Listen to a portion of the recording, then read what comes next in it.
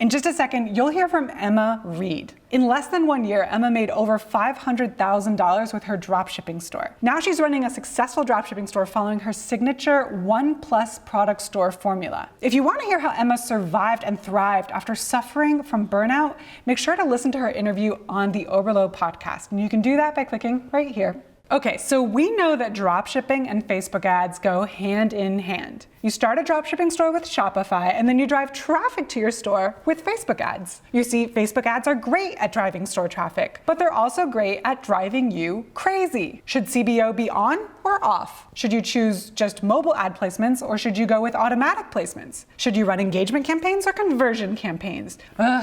Facebook ads are so difficult to learn because there isn't a one ad set fits all formula. That's why in this series of videos, we decided to do things a little differently. We gave 4 successful dropshippers a trending product from AliExpress. And then we asked each dropshipper to take us through their ad process, from creating the ad itself to launching the Facebook ad campaign. These dropshippers did not let us down, but they also did not agree. Every dropshipper had their own unique strategy for running successful Facebook ads. So to make it easier for you to follow along, we created a blueprint so that right after the video, you can start running your own ads. Okay, ready to hear from the dropshippers? Watch on.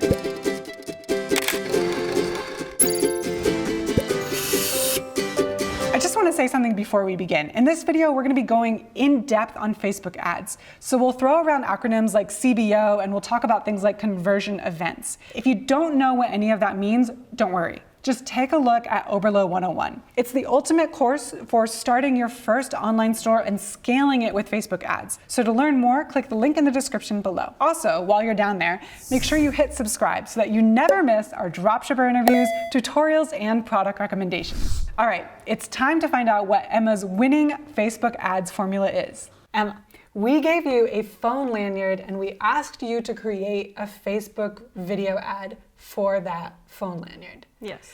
We actually asked 2 other entrepreneurs that you might know, Rodney and Corey, to create a video ad. Did you know that they created one? Yes, I was there when they were filming it. You were there when they were filming it? Yes. How did you know they were filming a video ad? Well, we were all staying at the same hotel in Berlin when we came to film these videos with Oberlo, and they were like, oh wait, we haven't filmed our video yet because we only just received the product. So we went outside the hotel and they were filming the video right there in front of the hotel at the bar stools. Okay, so you were even like witness to the process yourself. Yes. Their video ad didn't seem too high tech, although I really liked the finished product.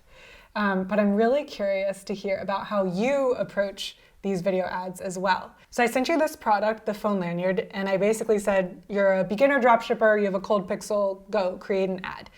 And I'm wondering, did you start by thinking about the audience first, or did you start by thinking about the ad creative first? Both.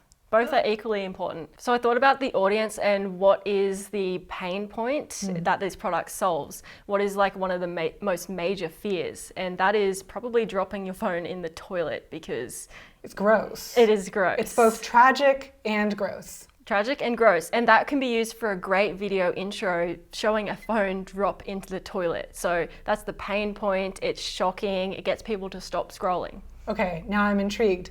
Let's take a look at your video ad, and then we'll talk about how you'll actually create the ad campaign for it. Yep. Okay, first thing I noticed, square format, definitely something I want to ask you about later.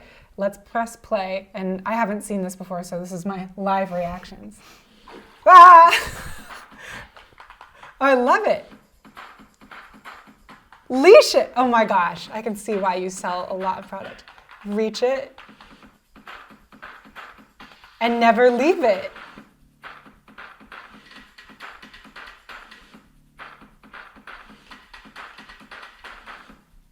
The arrow.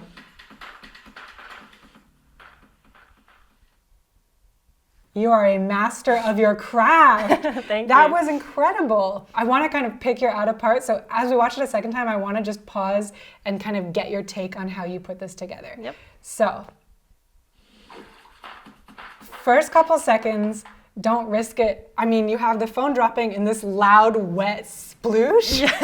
Is that a real sploosh? Or? No, I added that on afterwards. So that footage of the phone dropping in the toilet didn't have any sound. Oh, okay. So I went to a copyright-free site and got a splashing sound and edited over the top. I see. And then it's edited. Did you edit this video? Because right as it splashes, the music begins. Yes. Really good editing. Do you use like iMovie or any kind of software? I use Camtasia to edit my videos. Camtasia. Okay, Yep. cool. Yeah, we use Camtasia as well. Then you have the text come in. Don't risk it. Yep. I've seen some dropshippers have the text kind of scroll over the image, but you chose to take up the whole screen. Have you found that captures attention better?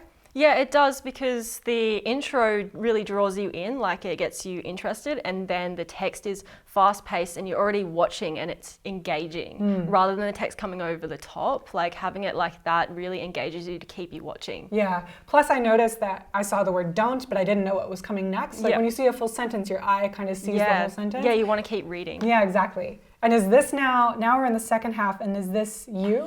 Yep. Okay, great. Leash it. And you've got green in the background, which is that like a purposeful choice? Yeah, it's kind of a psychology thing. Like green means good, green means go, and leash it. That's a good thing. Like it kind of symbolizes like it saves your phone. It puts it on a leash so you don't drop it in the toilet. Plus it alliterates with lose it. Yes, You're exactly. an alliteration genius. Reach it, and now you're kind of continuing with that rhyme and saying it's within reach. Yep. And never leave it. Was that you again, or was that a stock footage right here? That was stock footage, yeah. And in Camtasia, I zoomed up on it, so it wasn't zoomed before. So it's like a little bit of a transition effect to zoom up on the image. Yeah, kind of keep the movement going. Yeah. And I added the arrow and put it in black and white. Okay. Yeah. You add a lot of details to make these videos subtly more watchable. Yeah, engaging. Yeah. And now we're seeing the features, although you don't have any kind of like fits onto your phone easily. You're just showing like, look how easy it is to snap onto your phone. Yes, the visual. People process visual images better than text describing like the benefits. So if you can actually show it in action, show what's going on, and you can do it in an engaging way, then people are more likely to get what's going on without the need for text and drawing it out and wasting time, really. Yeah. And now I love this CTA. Pick a color with the little arrow coming in, and then I see multiple colors. But one thing that surprises me is this is the end of your video. There's no buy now, there's no 20% off. Why did you choose pick a color instead of buy now? Because buy now is such a large commitment to make. It's more of a soft sell, like a smaller commitment to go and look on the website and pick a color rather than buy. And then the job of the website is to convince them to actually purchase. So I'm not doing all of the selling in the ad. I'm getting them actually interested to go and click through. So you have a high click-through rate to the website for them to go and purchase. That really is a helpful tip. When you're creating this ad, think, what is the function of my ad and what is the function of my product page? Yes, You're saying ad, get the clicks, product page, make the sale. Yes. Okay, I might have questions later about how you evaluate the success of this ad, but overall, really, really cool ad. Now I want to know how you would actually set up a campaign. So we're going to go into My Test Store's Facebook Ads Manager and set this up. All right, let's go. Okay, first things first, what campaign objective would you choose? Conversion. Conversions. Okay, that seems to be the popular choice. Second question, would you go ahead and elect campaign budget optimization? No, I wouldn't. No? Why not? Because what's worked for me in the past is normal ad set level budgets. Okay, and if it's worked? Yes, just keep doing it. Yeah. And I will test CBO later as I'm scaling, but while there's both options still available now, I usually will just start with the ad set level budgets. Okay, then I will too. Continue. Okay, now we're on the ad set level, and the next question I have is conversion event. I haven't made very many sales and not for a while, so that's why all of these are yellow and red. Some dropshippers say I should do purchase, even though I don't have a lot of activity on that pixel. What would you say? Purchase. Purchase as well. Okay, even though it's not optimized? Yeah, even though it's not optimized, it doesn't matter. Okay. Here we are at the audience level, and we're at the default. So US 18 to 65, all genders, no interests, 230 million people. What would you change here? Nothing. But that's so broad. What are you doing to make sure that that's the right audience? Well, this is just one ad set. I would test it against other ad sets, one a little bit more narrow and then one super narrow. I see. So you would run that video ad with this super broad audience, but then you would create another ad set and that would be one level more narrow. Yes. What kind of interest might you put in for that? People who own iPhones, maybe? So not super niche, but something a little narrower, right? Yes, like something with 10 to 40 million people. Okay. And then for the narrowest one, you would go narrower still with, I don't know, 1 to 2 million? Yeah. Okay. Would you change anything about languages or connections or anything like this? No, but I would take expand detailed targeting to reach more people off. Oh, okay. Now let's talk placements. Automatic or edit? Automatic. Automatic! You are a contrarian every step of the way.